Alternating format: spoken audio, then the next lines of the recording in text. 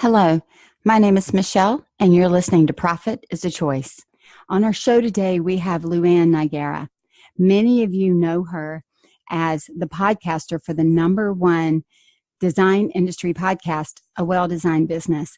LuAnn is also a co-owner of Window Works in New Jersey, and she's a best-selling author and a speaker, and to even call her energetic doesn't feel like enough. So you'll notice that in our conversation today.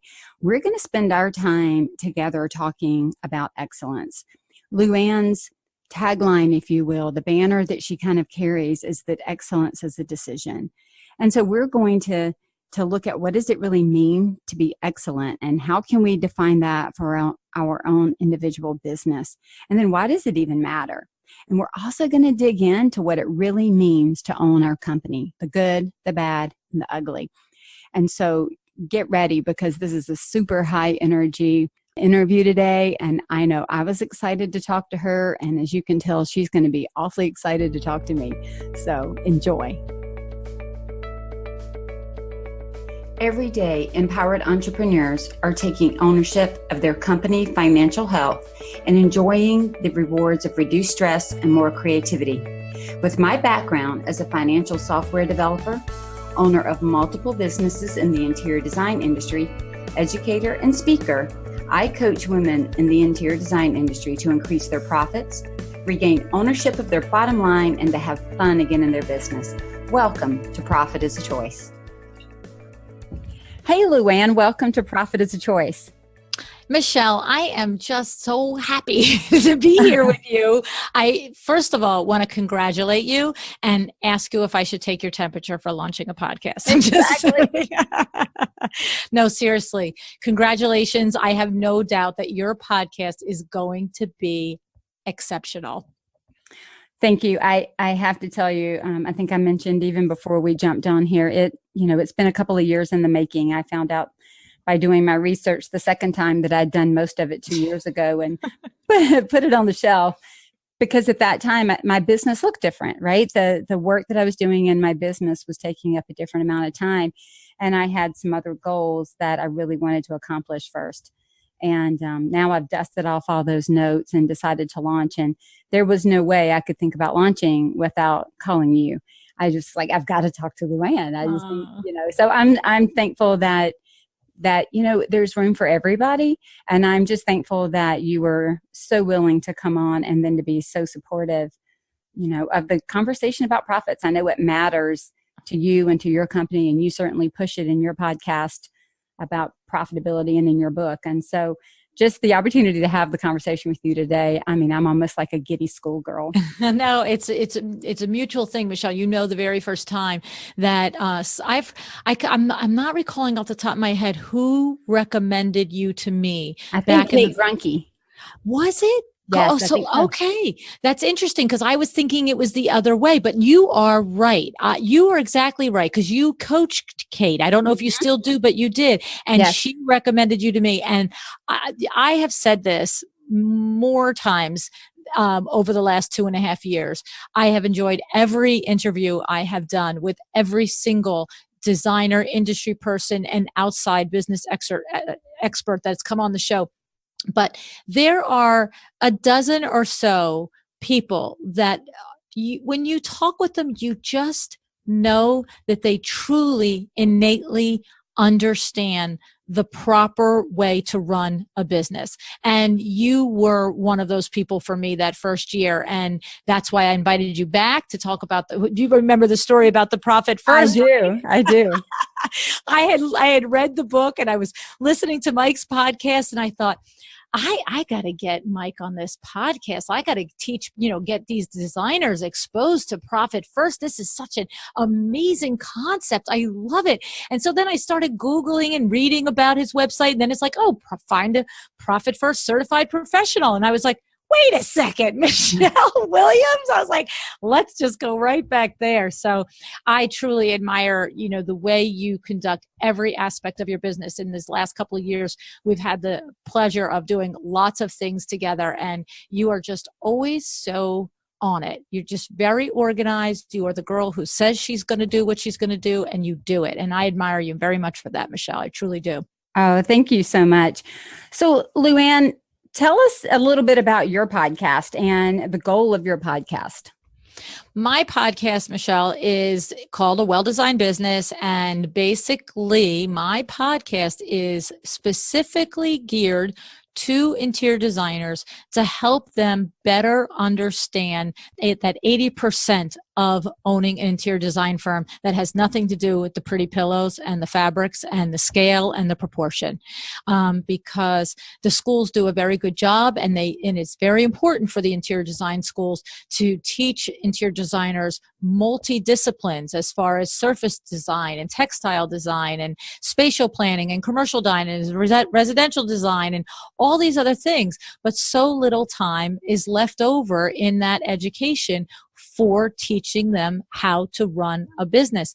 And what I learned in my experience in 36 years of running Window Works with my husband and our cousin is that many of the interior designers that we work with, they are not profitable. And it has nothing to do with their talent as an interior designer. And in fact, quite frankly, some of the designers that have much lesser skills as a designer are often profitable. So it's clear that the relationship isn't based on the talent, at least not enough. It's really primarily based on their ability to run a thoughtful business with sound principles. And I'm very passionate about helping them do that and being one little small piece of that puzzle for them. And so I love to bring all of the information shared by our colleagues, different designers that have overcome an obstacle or a hurdle or a challenge or learned a lesson, or from industry experts like yourself that coach interior designers and that understand profitability,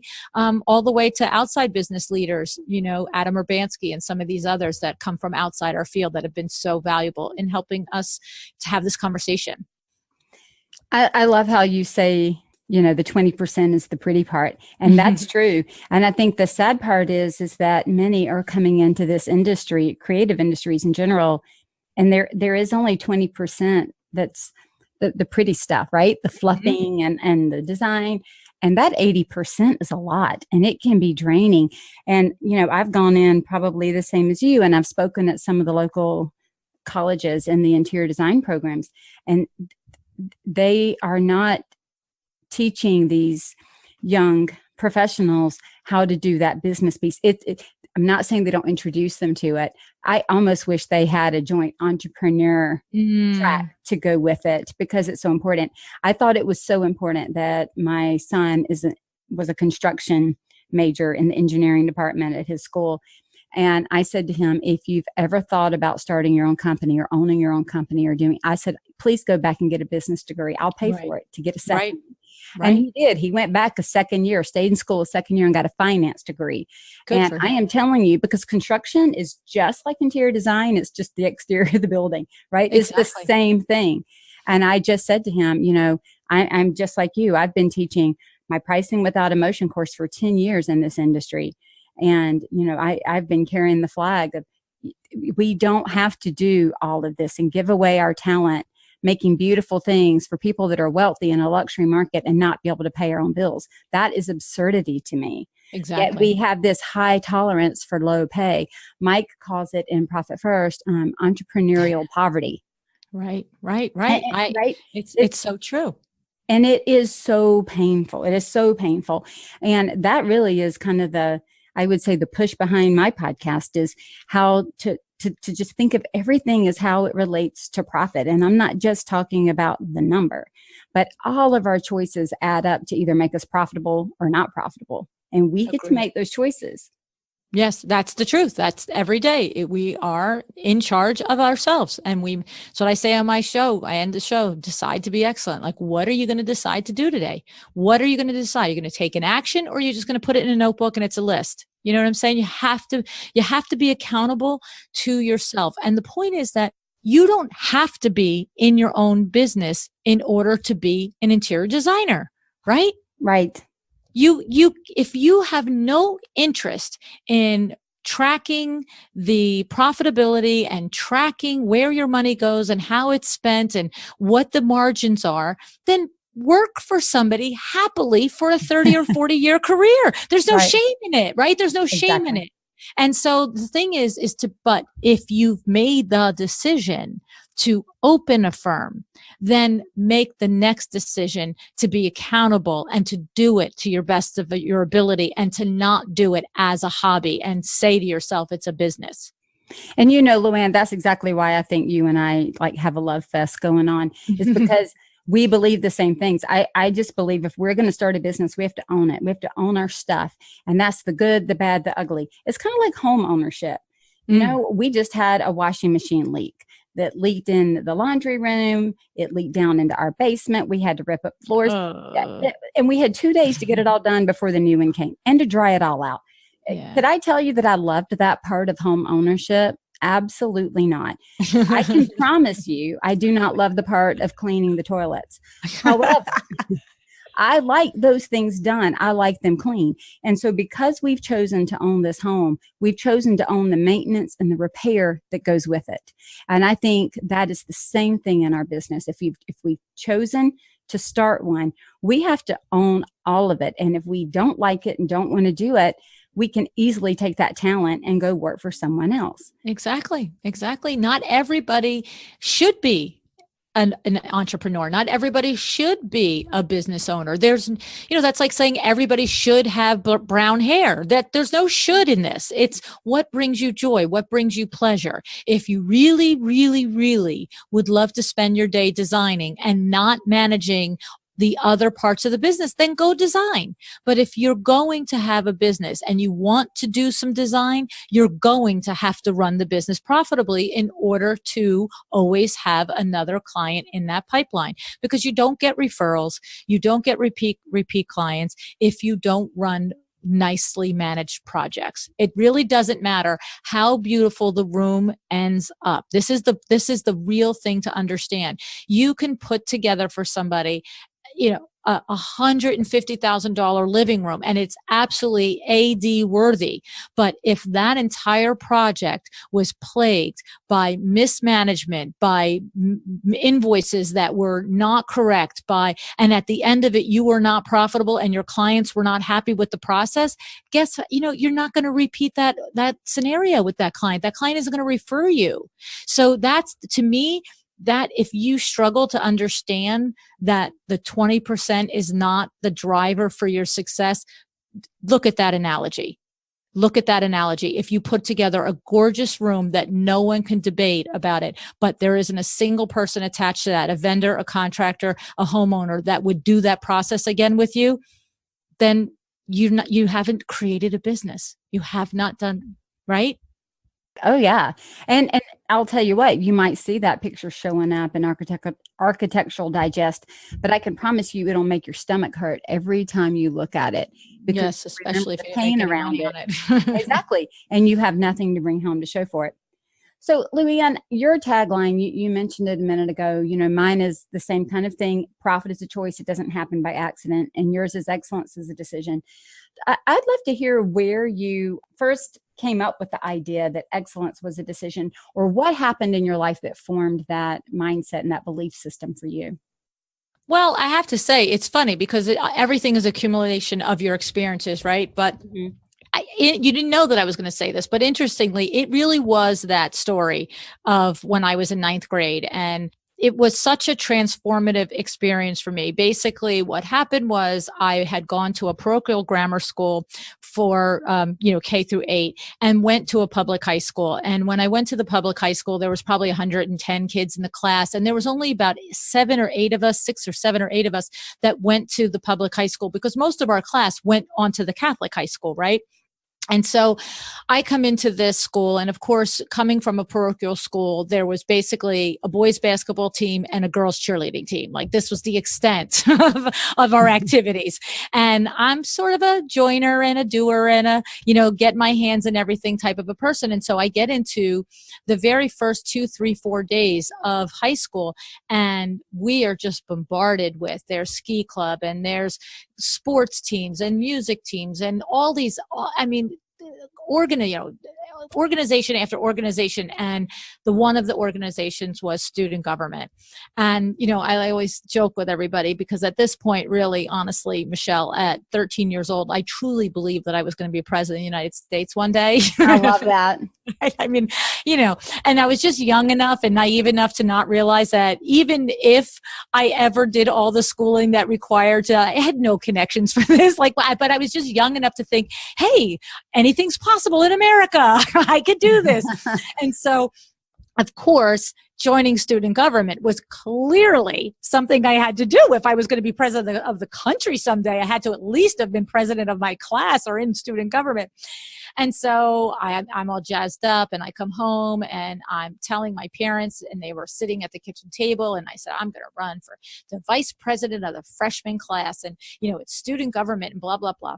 And immediately my mother looks at me and she says, vice president, why not president? That's my mother. To this day, that's my mother. What do you mean? And I said, well, I have no idea what a vice president does or a president.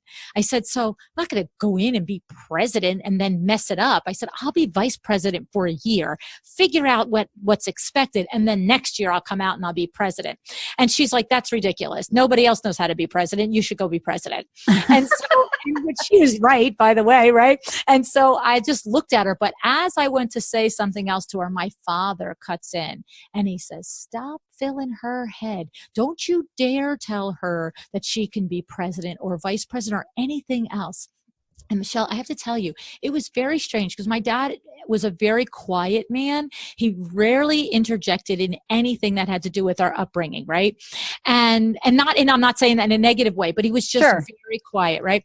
And he certainly was not the guy that would beat you down either, So I looked at him like, what are you talking about? But before I can even speak, my mother, I'm telling you what, you want to talk about a mother bear coming after and protecting her cubs. She goes, what are you talking? Don't you dare talk to her like that. And they go back and forth. And I'm sitting there like, whoa. My mom, it was like you wrapped, you stirred the cage.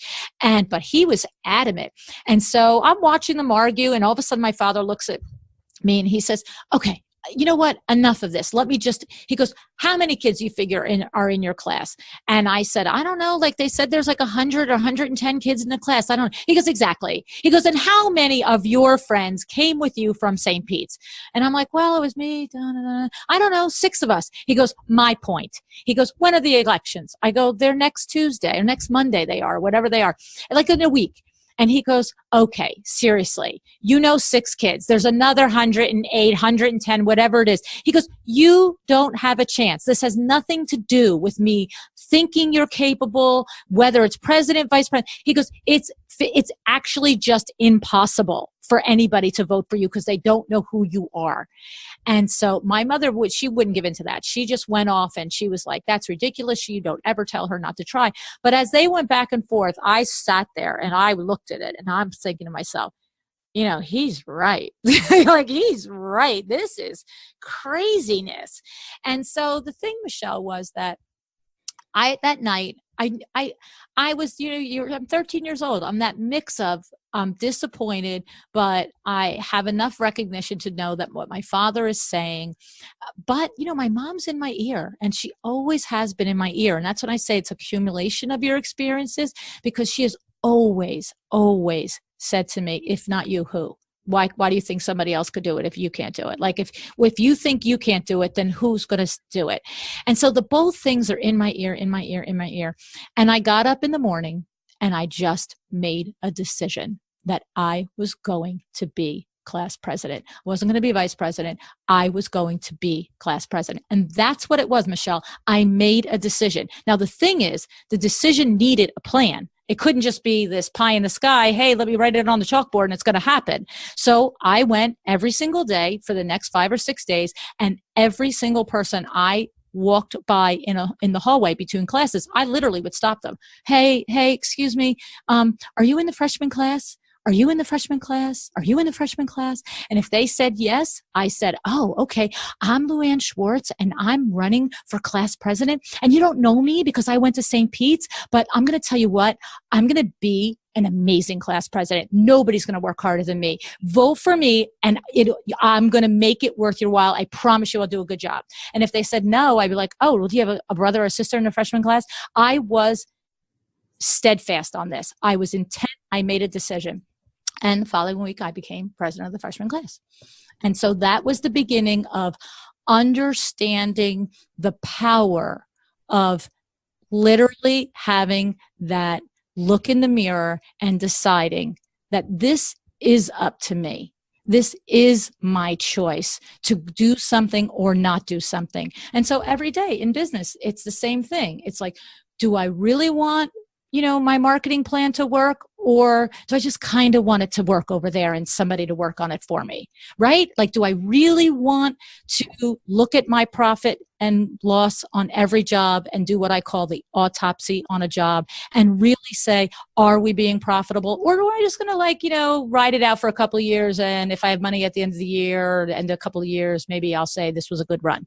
Right? It's a decision, right, Michelle? It is. And there are a couple of things here that are just like screaming in my head. The fact that your mother said, if not you, who? It's so clear in my head. To this day, she says so clear. I wrote it down. If not you, who? I think that's a great one. And then I think the other thing that is really just screaming in my head is this wasn't a decision. This was a group of decisions, right? Mm-hmm. Because the first decision was I'm going to run. But then that made you have to make the next decision. I'm going to be willing to put myself out there to 110 people I don't know. Mm-hmm. Right? And that takes a lot of courage. Especially at 13 years old. Right? And like, could we find a more awkward state? I was the geekiest kid on the planet. And to this day, I'm just like, okay, whatever. This is it. I live in that space. It's fine. It's fine. That's right. And then another decision, right? It's a compounding of decisions. And I think so often, to your point, when you said you don't just get to make a decision, I'm going to be profitable and then just let it go. That's why I think the profit is a choice, kind of premise is it's a daily decision because everything is compounding. Just like they say, what is it? That compound interest is like the eighth wonder of the world because it's an accumulation, an amalgamation of a lot of smaller decisions that in the moment we may not think matter, but ultimately they do. You have a book out, The Making of a Well-Designed Business, Turn Inspiration into Action, and I'll make sure that it is in the show notes.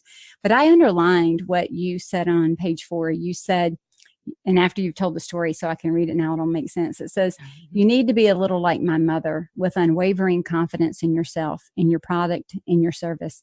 And then you need to be like my dad with eyes wide open, facing the obstacles, looking out for the pitfalls. And then you need to be like me, make a plan, a detailed roadmap to achieve your goals. Think about it. Confidence and goals without a plan won't get you anywhere. But a plan and goals without confidence won't work either. You need all three, and then you need to decide. Decide to be excellent, because make no mistake about it, excellence is a decision. Yeah, that's it. What do you think are the barriers or challenges to excellence? I mean, I think one, just from reading that and doing a quick extrapolation, is confidence. Not having the confidence either in the product, the service, the approach, and ourself, and the systems that we have supporting us. I mean, that's a big one that I see in my coaching practice, and I know you do as well. But what other barriers and challenges to excellence do you think we struggle with in the interior design industry? I think what it is that often, not always, there's never an always, right? Agreed. Right. But often when an individual is not successful, whether it's in their business, in a relationship, in an exercise program, whatever it is, there is a level of being, unaccountable to yourself, of telling yourself things that aren't true, of, what's the word, like copping out. It's like you can say, how many people join a gym and don't walk through the door? You have to like you said, you have to make one decision and then you have to make another decision and you have to compound them every day. And I feel like so often when someone isn't successful, it's because they're not willing to actually own the fact that they are dropping the ball, whether it's a little ball or a big ball. And most entrepreneurs won't drop the big balls. And that's why they kid themselves in that it's just so hard to be in business and the whole world is against me and it's the economy and it's this and my vendor dropped the ball and my vendor this and my vendor that. But the reality is that it always, I don't care if your vendor delivers the wrong product. There was a spot somewhere along that way that you didn't double check something or you didn't, there is a way to make sure that the mistake isn't made. Okay. And the not me and it's not my fault. I find that to be, along with confidence, the two biggest barriers to being a successful business owner is not monitoring and not tracking the profitability because it's not my fault. I don't know how to do it. And a lot of those things don't happen because you don't, like you said, enjoy and feel confident in doing it. So you don't do it at all. Right? Right. I have a couple of rules for who I will and will not work with. So, because I know who my ideal client is, the same way that we instruct others to know who your ideal client is, know your niche market. And, one of my deal breakers is if they whine and complain and tell me that it's everybody else's fault. So on our 15 to 20 minute conversation, they tell me something went wrong in the business. And I said, who owns that? I guess I'm now giving everybody a heads up to the cheat answer. But if they tell me anybody other than themselves, I question whether I want to work with them, because we should recognize any problem, any issue, any success, everything good, everything bad falls on the shoulders of the owner of the company, period. And it's the truth. And so if we can't own that, you can't fix it. You can't change it. But the minute you say, those are my numbers, those are my hours, those are my, that is my marketing plan. Now, it didn't work for me. It didn't support me where I want to go. Now tell me how to change it. I can work with that all day long. I can that is a coachable spirit. But if somebody comes in and, like you said, they want to tell me how it was a bad vendor, well, who chose the vendor? It was a bad receiver. Well, who chose the receiver? I mean, seriously, can't you back that up and see that you're the common denominator? And so just owning it. And it is so refreshing to speak to a business owner that says, my business is falling apart and it's all my fault, and I'm willing to do whatever it takes to fix it. Because that's somebody who's invested, and I would work with that all day long over a cocky, I've been in this magazine and on this TV show, and things aren't going together, but it's everybody else's fault. Right. Well, the biggest thing about it is you said it in there. If you aren't taking credit for where it's broken, how can you even be part of the solution in fixing it? Right? You can't. That's just it. So it's like, it's actually an absurd thing as the primary owner of your business to even say the sentence, well, I'm not profitable because this, and it's not my fault. Because then what is it? Should we go out and ask the squirrels outside? Because who's going to fix this? If you didn't make the problem, why are you the one here fixing? How are we going to fix it? Because you apparently don't have enough ability, power, or influence or authority to make it broken. So how can you make it fixed? So you really do have to be accountable. And I'm the same way. Everybody, I do the same thing. We have the 20-minute pre-chat if you want to coach with me, and honest to God, I'm like, well, this ain't gonna work, because as soon as you're that person, it's not my fault, or I agree with you 100%. I what I say to designers, right? You finding your ideal client, because the process of designing for that client is joyful, and the resolution of the room and the space is gorgeous, and the whole thing is great. Well, it's the same thing. I want every designer that I coach to, at the end of it, say that was amazing. And it can't be if the whole time I'm thinking you're an idiot and you're not taking accountability for yourself. Right. Or it's not going to be a good process for that designer. Or if every single thing you suggest, they tell you why it won't work. Yeah. You know what I always say? Don't be the not me girl, because I don't want to talk to the not me girl. That won't work for me. Not me. That won't work for me. No, I'm sorry, sweetie. It works for everybody. Just do it. Just do it. I know. And I do think that, making these decisions, a decision to be profitable, a decision to be excellent, a decision to have great customer service, these things that they seriously just do not happen by accident. And I think I would much rather have a smaller company that was very well run. Yes, just very intent, I guess, is what I would say. They have intention about what they want to do, what they want to create, and how they want to put it in the world. And then they have a plan to do it. And they have metrics to see if it's actually happening. It's not enough to say you want to do it. Like, for example, it wasn't enough to say you wanted to be president. There had to be a vote. There had to be some metrics to support it. You couldn't just like self-proclaim on Tuesday of the next week, hi, my name's LuAnn Schwartz, and now I'm your president. I'm self-appointed. Right? There had to be metrics. There had to be some measurement that came in to say yes or no. Exactly. And that's the piece that I think is important. So how do you think we measure excellence in a company? Well, I mean, that's a loaded question, because I honestly know that there are all kinds of versions of what someone's ideal company is, just like there are all kinds of designers and people and everything else on the planet, once it's profitable, right? So for instance, what I'm saying is, if it's a company and it's not profitable, guess what? Newsflash, it's actually not a company, it's a hobby. Okay. So when you say what, contributes to it, what makes it excellent, if we establish the ground level that if it's a company, then it must also be profitable. If we say that's our premise, beyond that, what makes an excellent company? I think there's a lot that can be formed by your own individual culture.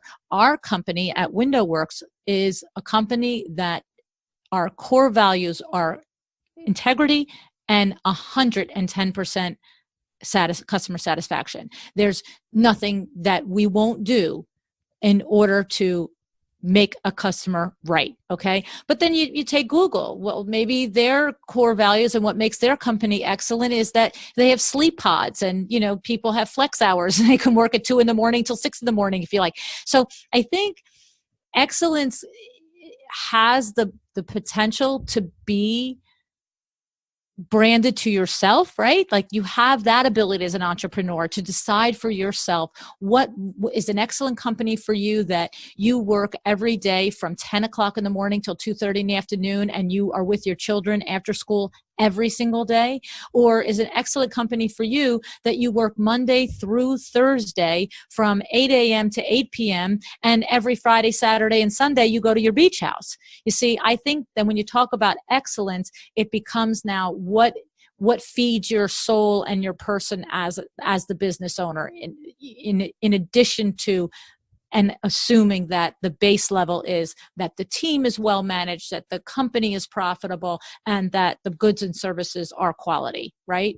Right. And then excellence can, in that light, almost take on some of the characteristics of success. What is success for you? Because right? Good point. In my company, I define excellence. I'm like you. I've got core values, mission statement, vision statement. I know my why. It's been the same, since I figured it out 10 years ago. And my entire company is built around those things. I also know my strengths. I love Strengths Finder. And I know my top 5 strengths. They're maximizer, achiever, relator, strategic, and self-assurance. I know them. I've built my marketing around those things. I've built my business around what I'm strong in and what I'm excellent in. So therefore, if I'm working in my strength, working in my skill, doing a business that I love, that I created, that I've also gone back, I have my own business coach. I have my own accountant.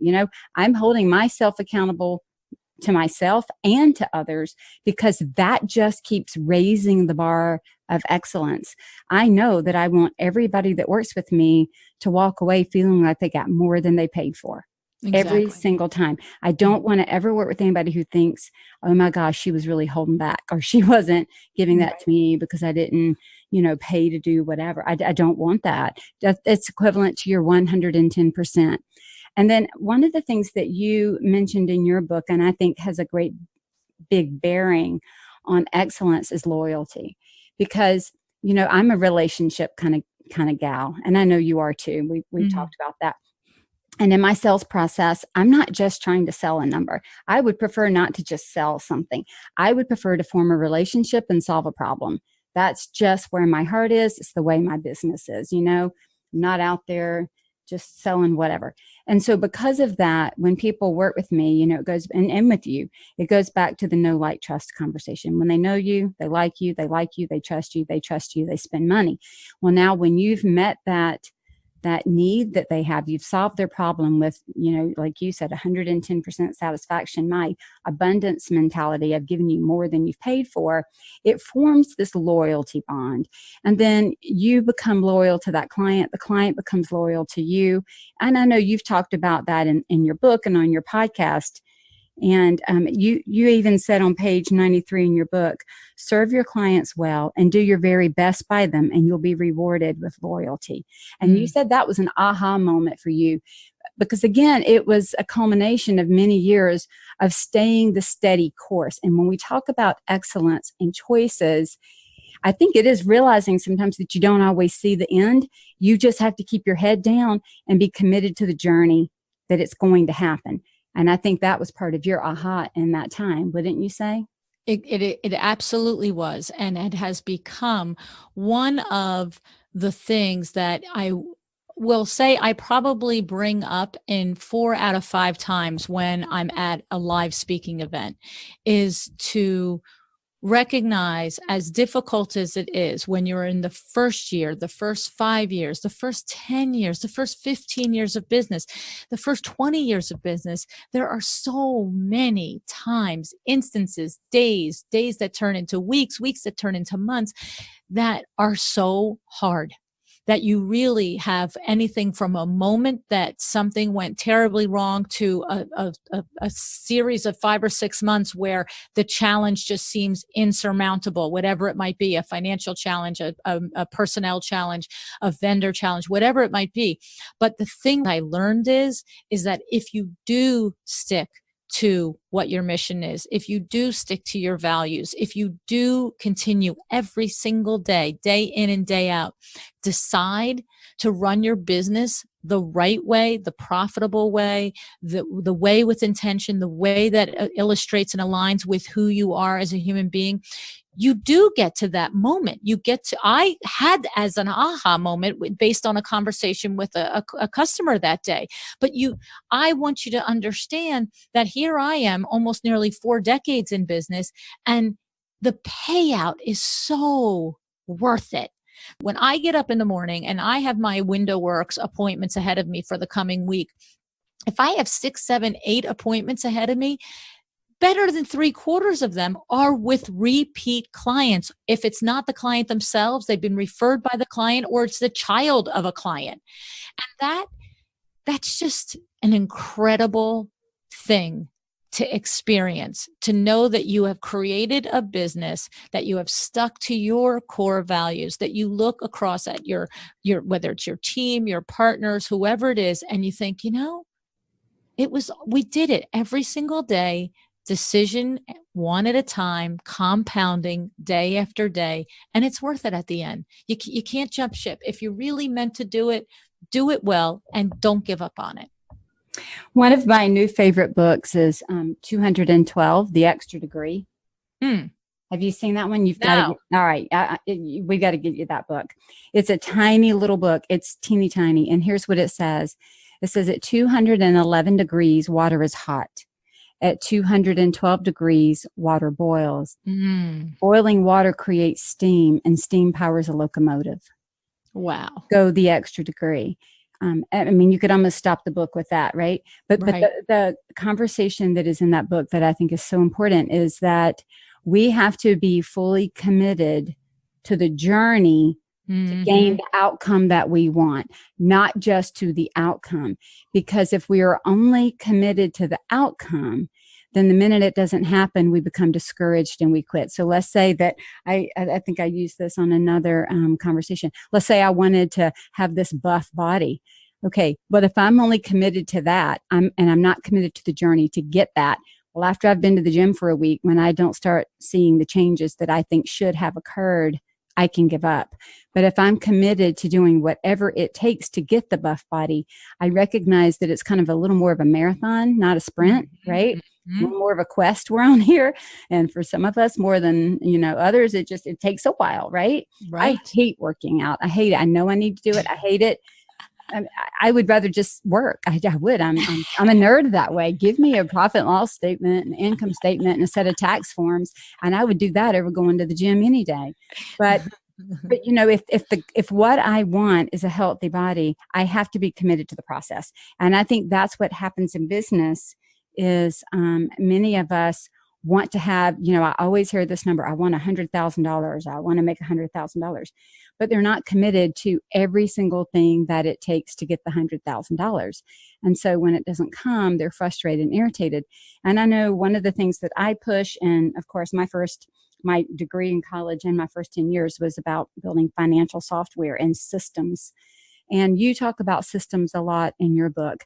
How do you think systems put us in a position to be excellent? Oh my goodness. I know that was a loaded question, wasn't it? Well, but they're just everything. The systems are everything. Oh my goodness. They're just, if you don't have a system, I say it all the time. If you don't have a system, you don't have a business. A system is something that you teach your first employee when they on board. A system is something that employee turns around and teaches the one behind them. A system is something that enables you to scale so that multiple people in your business can do the same thing that you do. A system is the thing that ultimately makes your business sellable one day. Right? Because if you run your firm every day, you're a solo entrepreneur, you have 3 people working for you, you run your firm every day for 12, 15, 20 years. And even if you are profitable, right, you actually can show money in the bank statement. Some miracle way you may manage to do it, right?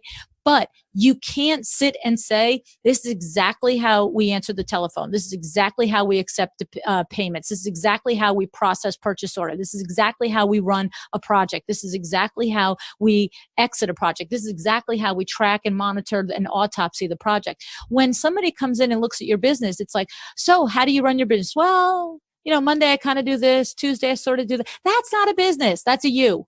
Right? So you have to develop systems because the systems are the fail safes. The systems are the things that keep you going when the going gets tough. And they're the things that help you look and monitor to know when you think it's at the worst. What if you were to look at your profit and loss statement? What if you were to look at your autopsy of your individual project jobs and say, I'm actually doing pretty good. You might save yourself from jumping off a cliff, for crying out loud. You know what I'm saying?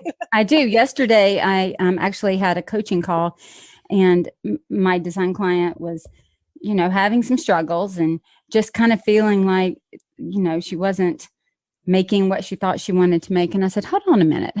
Did you look at, I always have their income statements run from January through wherever we are.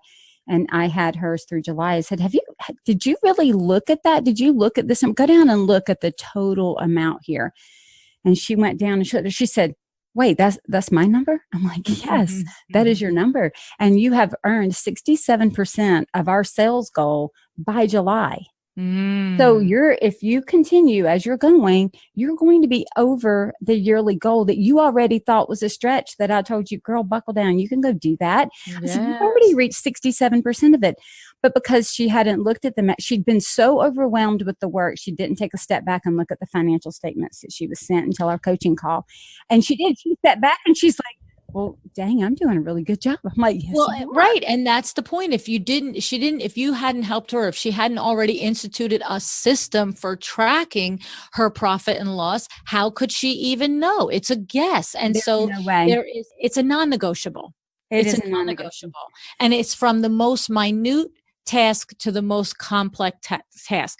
There is a way that you do it, and that's how it gets done in your company by everybody. Not, there's 4 people that work for me and we all do everything whichever way we feel like doing. N-O, ixnay on that. But excellence, what excellence to me means is repeatability. Exactly. And so having that system, I use this analogy all the time. my favorite meal is shrimp and grits. So if anybody wants to invite me over for shrimp and grits, I'm going to get on a plane and come see you. I've eaten my way through South Georgia and South Carolina eating shrimp and grits. If you haven't had it, don't knock it till you've tried it. Come to the South. It's excellent. But everybody makes it differently. There are, it's like spaghetti. There are 5,000 recipes for spaghetti. Okay, so if I were to tell you, LuAnn, this Village Tavern has the best shrimp and grits. You've got to go there and order it. And you go there and order it, and they have an off day, right? You're going to now question everything that I've sent you there to try. You're not going to trust me. And you're going to think that, what are you eating? That is disgusting. And so they have to stay consistent with what they're putting out there for somebody else to feel comfortable referring you. And it is the same in our businesses. There is nothing worse. When I used to teach window treatment courses, I would say to them, there is no way that they want to hire you to be their fabricator. And every time you put fabric on the table, you decide to make the panel different. And so you have panels that's different in every room of the home based on how you felt that day. That's insane. They want to know that when they order from you, if it's the same thing, that it is going to be constructed the same way as much as absolutely possible for every room. They need to be able to count on the deliverable. And that's what systems allow. I know you and I both were out on Facebook earlier today, and there's questions on, I'm so overwhelmed. When should I hire? But if there are no systems in place, that's the worst time to hire, because everybody's disgruntled. Everybody's unhappy. There's no way to train them because you're so overwhelmed. I mean, I've done that. I literally know better, and I've done it. And I will tell you, it's horrible. And so now, I know if I'm going to have the system, I'm going to have a template, I'm going to have it written down, the expectations, everything. There should be no question. Right. Well, and I just want to add one thing to what you just said there. You said, I've done that. I know better, right? This is the thing I need for everyone listening to understand that you're 20 years in business. I'm almost 40 years in this business. And the reason why we are so adamant and the reason why we're so, this is how it is because we have made these same mistakes. I will speak for myself. I have made them mistakes, right? And so that's the thing. This is not born of do as I say, not as I do. This is born of holy moly. Can I save you some of the heartache that I've experienced? And when I reflect and look back and understand, that was what my whole book, The Making of a Well-Designed Business was. It was literally a reflection back of why is WindowWorks so successful? Why are we standing here 4 decades later when I have watched window treatment company after window treatment company go out of business in a 15, 20 mile radius of me? I really started to contemplate when that one, customer pointed out to me, and I had my aha moment when what happened was I had thanked her, and I thank every customer because you know what? They have a choice every day, just like I do. They have a choice. They could call somebody else. And so as at the end of our meeting, I say what I always say, it was great visiting with you again. Please be sure to tell your kids or this or whatever the personal connection is. And I say, and I really just have to thank you for always remembering us and calling us back when you have another project. And this woman just went off. She was like, are you kidding me? She goes, why would you? Don't be ridiculous. Of course I'm calling WindowWorks. You people are the best. She goes, your installers are the best. You and your husband are amazing. The people you have working for you, the product that you do, your attention to detail. And I'm watching her and she's just like, stop. There's nowhere else to go. And that was when it hit me, right? It really hit me that it's the compilation of, at that moment, I went, wow. And then for the next 5 years, I kept noticing that the compliments and hearing them as opposed to just like, oh, that's nice and not paying attention. I started to hear and notice the exact things that people said why they did business with us. And that's when I finally said, you know what? These are the absolute pillars. These are the tenets. These are the exact reasons for our success. I want to share this with people. I want to tell them, do it like this and it will work for you. So it's not that we did it that way the whole time. We made our mistakes along the way. But at that point in business, that was probably 20, 25 years in business. It was like, oh, we finally have this locked down. I know. Again, I worked corporate. I've bought and sold companies, worked with partners, been by myself. And I still learn every single day. I'm still learning. And sometimes I'll do something and all of a sudden I'll think to myself, wait a minute, why am I doing that? What is the thought behind that? I love, I think you were the one who wrote out on that Facebook post, sometimes when we, or it may have even been in your book, we do things out of desperation. I don't want to have my business run out of desperation. I want my business run from a place of strength, because that's what provides excellence and ownership and all of those pieces. I know we both share a love for the book E-Myth Revisited by Michael Gerber. And, whether we ever choose to be a franchise or not, that franchise model is shared with us with the understanding that it's systems based. Exactly. And I'll tell you, there's a new book out that just came out last week by Mike Michalowicz called Clockwork. Yeah, it's really good. I was a pre-reader for it. But it is a really great book, and it talks about, and not just talks about, it gives you charts and ideas on how to create systems in your business. Oh, that's so nice. that you can step away and have the business run for you like clockwork. That's nice. Really, really great book that is very similar to E-Myth, but even with more detail in some ways. Very good. I'm going to have to get that one. I'll tell you what, a couple of weeks ago, Laura Umansky, she's an interior designer in, I want to say Dallas and Colorado. I forget where everybody is these days, but she's got 2 locations. And she mentioned a book to me, Rocket Fuel. And so I got it on Audible. I'm only a couple of chapters in, but it reminds me of the E-Myth. They talk about the innovator and the integrator and the different roles and the way you need to think. And I say it all the time on my podcast that I'm very, very fortunate at WindowWorks. Vin, myself, and Billy are literally the 3 people of the E-Myth. Billy is the technician. He's our lead installer. I say it all the time without any compunction whatsoever. I would put him against any installer in the country. He just is so talented and creative and an out-of-the-box thinker when it comes to solving problems on the install for window treatments and awnings. And then my husband is, quite frankly, he's the manager. He's the one who is monitoring the money and, playing the chess game of it's time to buy, it's time that, to get a van, it's not time, it's this and that and the other thing, monitoring the day-to-day actions. And I'm the entrepreneur brain. Now, I don't happen to love that he calls that role the entrepreneur. In the Rocket Fuel, they call it the innovator. And I'm the one that's always big picture. I've said it multiple times.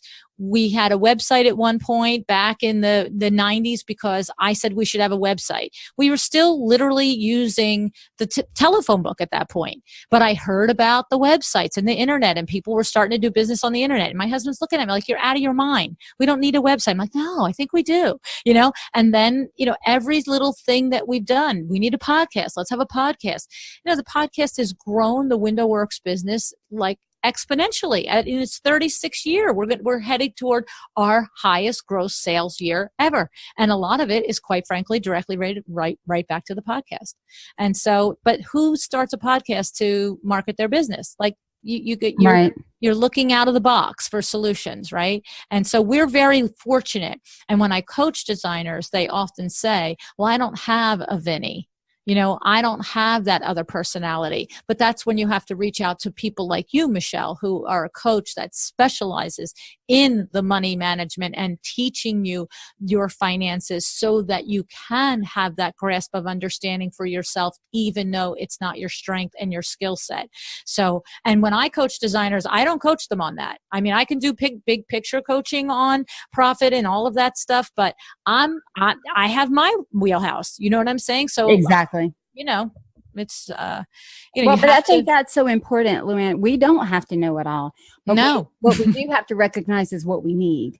Yes. And then we either hire, we subcontract, we educate, or we bring in, just help for a time period so that we can keep doing it. But not doing it and refusing to do anything about it because we think we can't, that's the decision that will cripple us. Exactly. So let me ask this. What are you doing to put yourself in a position to be successful, profitable, and excellent going forward? Well, it's more like, what am I not doing? Right. Like, it's just, I mean, honestly, we have literally, we have an Excel spreadsheet on the podcast. Every single dime that I've spent related to the podcast, that whether it's been through services hired or platforms purchased in order to run different systems, events that we run and that they cost money, every single thing, every single expense is listed. And then every single ounce of revenue that's come in that's related directly to the podcast is there. So on a daily basis, it's about tracking. It's like you said, there's no reason to not know. Whether you know how to know or not is not the reason to not know. Okay. And so on a regular daily basis, to me, it's about making sure that what I do each day is in alignment with the success of the podcast, which the podcast could be successful emotionally. Right? The podcast could be successful emotionally. It could be a very rewarding thing to do. It actually is a very rewarding thing to do emotionally. It's very rewarding from the standpoint of building relationships and having met so many fantastic and wonderful people. But the simple fact is that it probably takes me, no joke, 40 hours a week to get the podcast, to get 2 shows out the door and all the corollary things that goes with what the podcast is creating. So, if I'm going to work an 80-hour work week, which is what I'm working, that 40 hours of the podcast, it has to be profitable. It's not a hobby, right? Exactly. So I don't know. What am I doing to be profitable? I think all of it, though. Something as good as I can do so that it's constantly attracting more and more people. The more people it attracts, the more sponsors it attracts, the more speaking engagement it attracts. Like, it's all the metrics. It's no different than what is a designer doing to be profitable? Well, they're keeping up with their CEUs and their actual education and their talent and their skills, and what's available in the marketplace and what the trends are and what the design and what's innovative in design. But it's also then tracking and making sure the projects are well run and their vendors are 18 vendors and yada, yada, yada. So I don't know. I'm not sure what you wanted to know there. No, that's it. Exactly. But I want to go back to 2 things that I think are the crux of all of that. And one is that you're working in alignment with who you are and what you believe. Because I really think it is difficult to be excellent, successful, and profitable long-term when we're working outside of alignment. And that's why I think I see a lot of young business people trying to be what they think other people want them to be. And if I could just free them up to say, go be you, as what's that saying? Everybody else is taken. Just be you, right? And then build the business on you and on your pillars and your values and your strengths, because that ultimately to me leads to my joy and leads to my success and puts me in a position to be profitable, versus taking an opportunity that maybe was never really meant to be mine, doesn't play up on my strengths, right? Everything kind of falls through that filter. And that's what I really kind of hear you saying too. And in some ways it almost becomes second nature to us when we've done it so long. So we don't stop and think, oh, how can I put myself in a position? We just are in a consistent position to be profitable. Well, and that's sort of goes back to what I said in the beginning, is if you don't like the process that's required to be accountable for having a profitable business, but you love designing, that's okay. It's so okay. I mean, I am jazzed every day by running WindowWorks with my family and running this podcast. I am literally jazzed. Like, my husband has to look at me and go, sweet Jesus, LuAnn, it's 10:30 at night. Would you just stop? And I'm like, well, maybe just another half hour. I'm not resenting it. I'm not like saying, oh my goodness, this day is never ending. It is something that I love to do. I love to help people be profitable. I love to strategically figure out what I have to do next. I love to constantly take assessment and say, okay, so what's the next quarter going to look like? This was the goal from the beginning of the year. Am I on track? What have I pivoted on? What have I put aside and not done? What can I lean into and do better? I always say to my friends, my family, if anybody ever put a tape player on the inside of my brain in the morning when I open my eyes and you recorded it for the day, you'd put me in a straitjacket. I know you would. Actually, I would be in the room with you. I tell people all the time, it is a scary place in there. It's insane. It's It like, is. but it's energizing, right? Oh, absolutely. I told my husband the other day, I said, I have 2 favorite times of the day. And he looked at me kind of weird. I'm like, yeah, I really think this way. I said, the minute my alarm goes off in the morning, I am awake. My brain is going. I cannot wait to get out of that bed, to get downstairs, to get my cup of coffee, to have my quiet time, and then to go to work. I literally am chomping at the bit. And when I am really in creative mode, he's been laughing at me that I've been staying in the bed till 6 a.m. the last few days, when I've had a whole week of getting up at 4:15 to come downstairs because I was so excited to get to work. I just kept waking up 2 hours early to come down to get it done. But it didn't feel like work to me, right? It felt like excitement to me, like I was creating, and I can't work like that all the time for years on end, but I do have spurts that I do that. And I enjoy it. It's the same. I agree. When I had first come up with the idea of the podcast in July, I first had the bug to podcast July of 2015. And then by September, I was focused on what the concept and the idea would be. But from the moment I had the bug to do it, I quite literally was up every single day at 6 o'clock in the morning, which was an hour and a half early for me at that point in my life.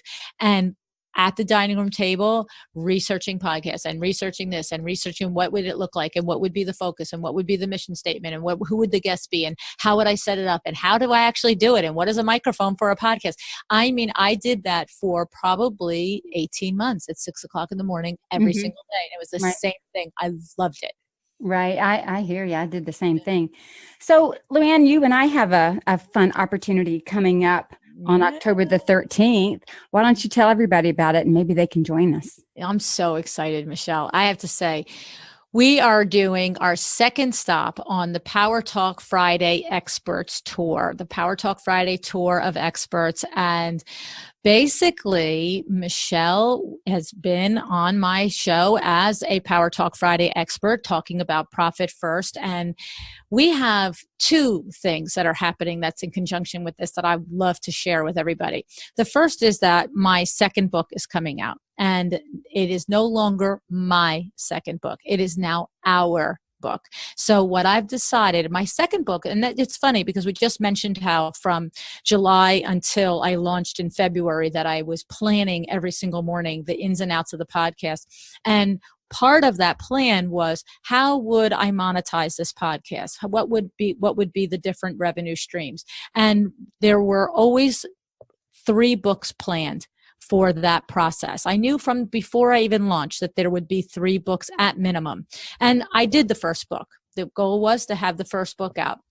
And then the second book, I always believed, because I knew then that I would have the Power Talk Friday, and I knew then that I would use the phrase, the things I learned from Michelle Williams, the things I learned from Fred Burns. And so I knew the second book was going to be the things I learned from.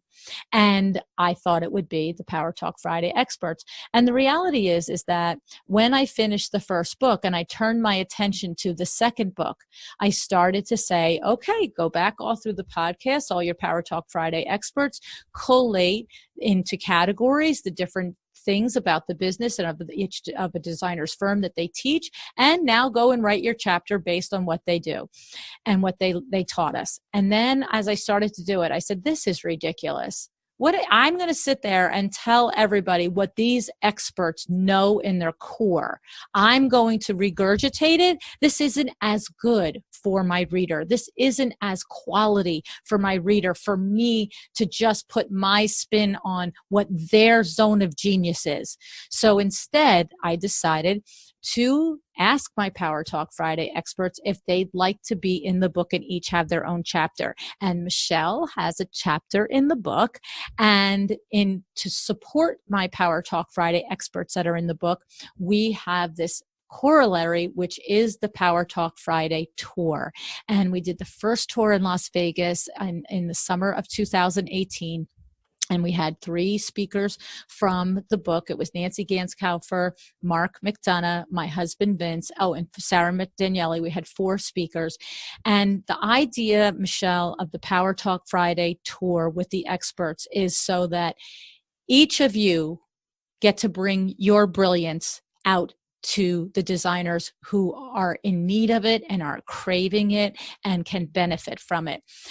But the thing is, I know, look, you're a speaker too, Michelle, and you'll get up in front of 500 people and give a wham bam thing just like I like to do, right? That's a fun experience. Mm-hmm.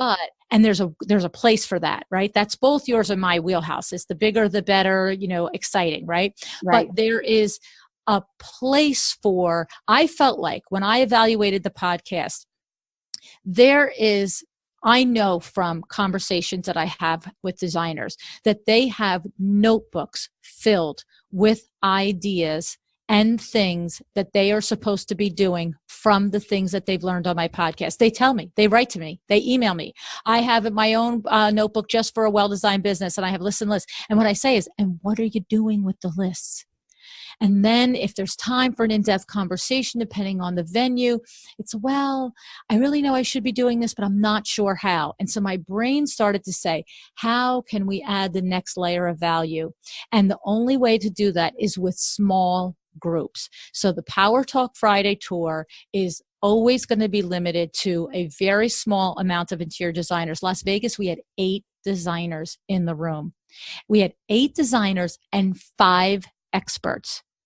It was amazing. And we had one-on-one time with each of the experts, with each of the designers. We had presentations. We end the day with a celebration dinner at a private room in a restaurant. We had sponsors for it. The sponsors joined us for dinner. Michelle, I am so excited to share this with you because you are going to love it. But what I'm telling your listeners and the designers out there is that this is money well spent. This is something, when I was planning it for Las Vegas, I was telling everybody what I hoped it would be like, what my vision for it would be like. Now I am very confidently telling you what it is like. It is one of the most powerful opportunities that you will have as a business owner, to be in a room with your peers who understand the struggles that you go with, but then to have leaders in the room like Michelle, Stacy Brown Randall, and Claire Jefford, Sarah Daniele, myself, and my husband, to have these people in a room who just, you bring your notebook of questions and say, I get the concept that you talked about on the podcast, but I don't know how to translate it for my particular business. I'm sorry I'm going on like this but I'm so passionate about it, and I'm so convinced of its value. If you saw the text messages, the emails that I got from the designers that participated last time, it was really a remarkable event, and I'm really looking forward to having it again in High Point. I hear the excitement, I hear the passion, and I love it. And I feel passionate the same way, because there's one thing about hearing a group message, but there's something else about having an expert invested in your success with their message. Mm-hmm. And helping you literally implement it in your business, and having that one-to-one, face-to-face conversation. It's undeniable, the power of that moment. And so I am super excited about being there. And of course, I will be talking all about numbers and financials. And I think it'd be hard for me to have any conversation that didn't touch on that. And the thing is, Vin does that too, right? And so it's going to be awesome. The both of you are there with different sets of expertise on it and different ideas, and of course the same ideas, but I shouldn't say different. I know for a fact from talking to you and my husband that your principles and ideals on monitoring, tracking, and understanding your financials are the same. It's just that sometimes you hear it one way from some person and lock something that you didn't notice in the way the other person said it, right? But when we had this last one in Vegas, I had designers that any designer that signs up, I call them up and I say, thank you so much for, signing up for the Power Talk Friday tour. Tell me, what's your number one goal? What are you hoping to reach? And 2 of them said, I know your husband's going to be there and I really need to understand my financials. And so I said, well, if you really want to know that, then you bring your tax return, you bring your profit and loss statement, you bring it with you, and he will sit down and help you make sense of it and help you reach a goal based on it. And that's the thing. I love nothing more than to get in front of a group and rile them and make them feel good about themselves and make them see the potential and make them understand, like my mother said, if not you, who? But there is something really incredible about being able to ask not one, but 3, 4, 5, 6 questions that are just about your business. And you leave with a plan, not just a rah-rah feeling and a bullet point list of, ideas. Right. Here are the 5,000 things I need to go back and do when I have time. I'm excited, and the information is on your website, LuAnnNigara.com, and you can find it under events and coaching and hit right there and be able to register. I also will put a link to that in the show notes. In addition, I'll put a link to my online course, Understanding Your Financials. That course is great. It teaches how to read an income statement, a balance sheet, how to create a budget. It goes through how to find out what your taxes say and back it up, how to create a goal and a plan, and what to measure and when to measure it. So I love it. It is just a lot of detail. So again, there's no reason to say I don't understand my financials when there's a course and there's a Power Talk live event, multiple ways that you can learn this. And so please take advantage of that. That's it. And then when this book comes out, Michelle, this is going to be the go-to book for the industry, because we are going to have, 10, 12, 14 chapters. It's going to end up being on just you guys doing what you do well and explaining it and making it actionable. So I'm so excited for this book launch to come out next year in 2019. Yeah, me too. When I wrote my chapter, I had to write mine a little early because I do have some Profit First conversation. And then I sent it over to Mike McAllowitz, and I sent it through Penguin because I had to have all of them approve what I was saying before I could even put it through your set of editors. And so, I know it's just the whole book is going to be rich with information. And you'll have to come back on, and we'll have to do a great big celebration and party with the book. Yes, that's awesome. Thank you so much, Michelle. Well, LuAnn, thank you so much for being with us today. Thank you so much for all that you have offered to us. I really appreciate your time. I have to tell you, Michelle, I wish you every success with this podcast. I'm sure it's going to be a game changer for the industry. And I'm so lucky to know you and lucky to call you my friend. So thank you for having me on your show. You're very welcome. And everybody, please go out to iTunes and leave a review. I will send a Profit First book to the first 10 people who review this podcast on iTunes. So go out there and show us some podcast love. Thanks, everybody.